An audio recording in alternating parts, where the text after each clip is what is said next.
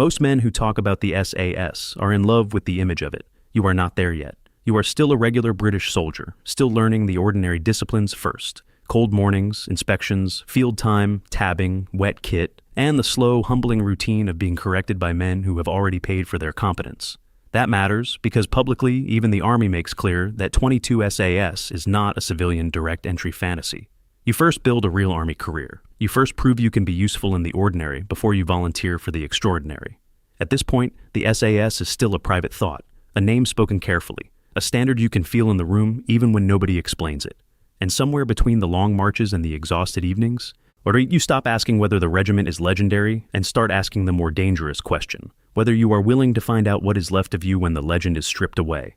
That is how it begins, not with glory. With a quiet decision no one else needs to understand. Level 2, the candidate. Now, the dream turns physical. The hills do not care how badly you want it. The weather does not care what kind of soldier you were before. Selection reduces everything to the oldest truths in military life. Weight, distance, direction, time, pain. What shocks you is the silence. People imagine elite selection as noise and spectacle. Instead, much of it is a man, a pack, a map, and ground that seems designed to expose every lie he has ever told himself. No applause, no speeches, just the brutal arithmetic of whether you keep moving. The point is not theatrics, it is proof. Can you think while suffering? Can you remain disciplined when fatigue makes shortcuts feel reasonable? Can you endure without becoming sloppy, emotional, or self-pitying? By the time this phase is grinding through you, the SAS has stopped feeling like a prize. It feels like judgment, and that is exactly what selection is meant to be. Level 3, the student of silence. Passing a gate does not make you finished. It only puts you in a place where unfinished men are sharpened under stricter conditions. Public British Army material around SAS, reserve pathways, openly refers to arduous aptitude, consolidated training, surveillance and reconnaissance, signals, and SERE-type demands. The point is clear even from the outside. This world is built on control, not bravado. So you begin to change, you talk less, you watch more. You learn that elite work is not about looking dangerous. It is about staying useful when everything around you becomes uncertain. Precision replaces performance. Observation replaces ego. This is the first time you feel life pulling away from ordinary people. You stop needing to explain yourself. You stop expecting civilians to understand why calm matters so much. Your standards become internal. Your discipline stops being borrowed from the army around you and becomes part of your nervous system. You are no longer just training to pass. You are learning how to be trusted. Level 4, the trooper. This is the first rank where the legend and the workload finally meet. You are SAS now, but not in the way outsiders imagine. You are not there to feel special. You are there to be useful. That means your kit, timing, posture, judgment, and emotional control all become part of the standard. Senior men do not need speeches. A look is enough. A correction is enough. The lesson at this stage is simple and brutal.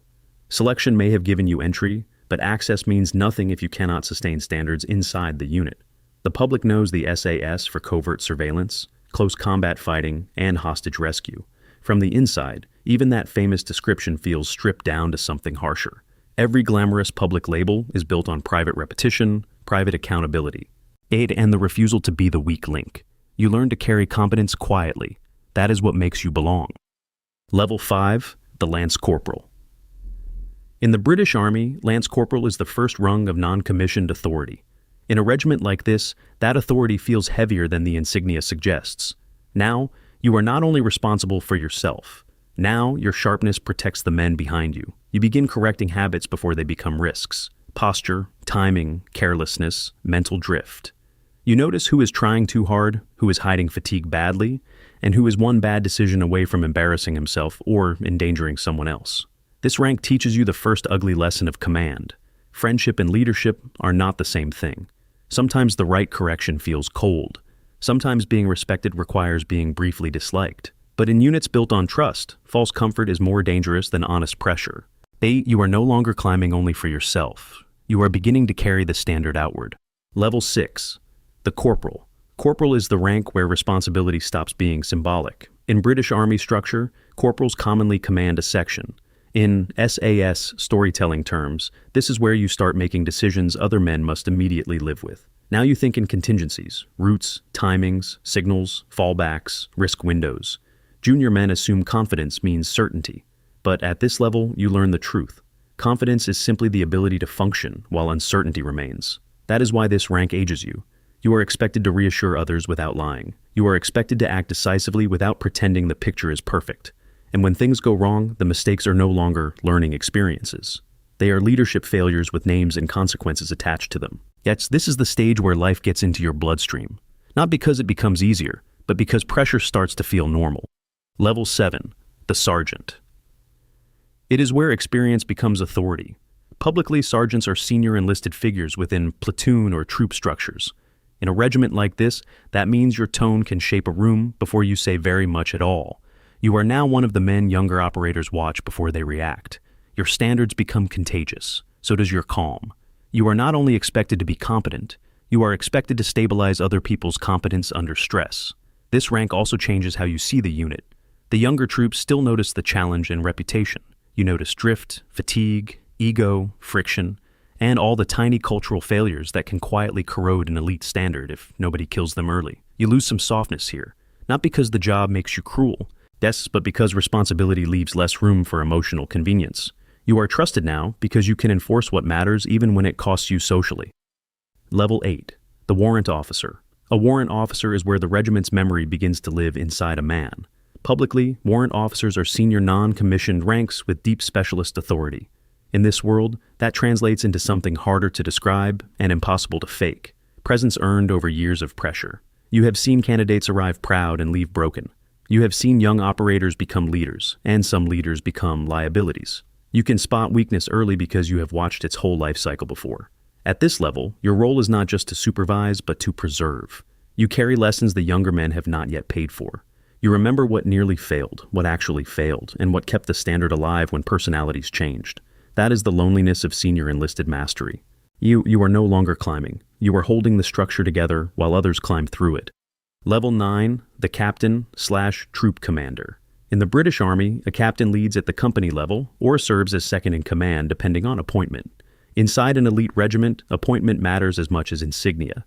Now, your job is no longer to prove you can endure hardship.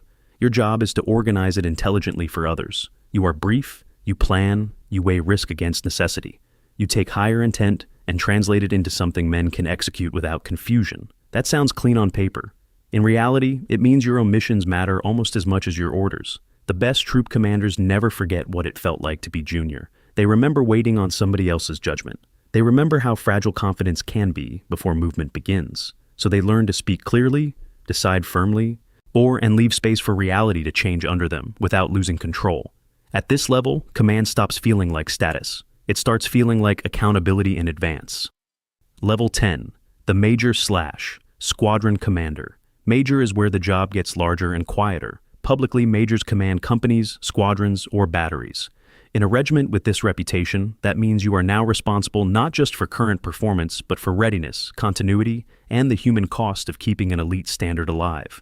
You no longer think only in missions. You think in tempo, training cycles, recoveries, hidden strain, and whether your best men are still as steady as they look. The younger version of you wanted to know if he was tough enough. The older version understands that hardness without judgment is just another form of weakness.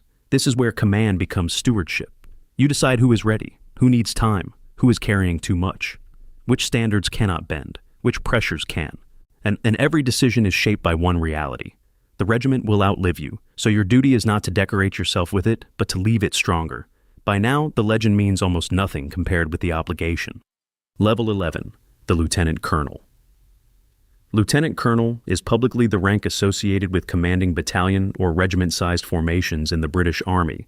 At the top of this ladder, the work becomes less visible and more historical.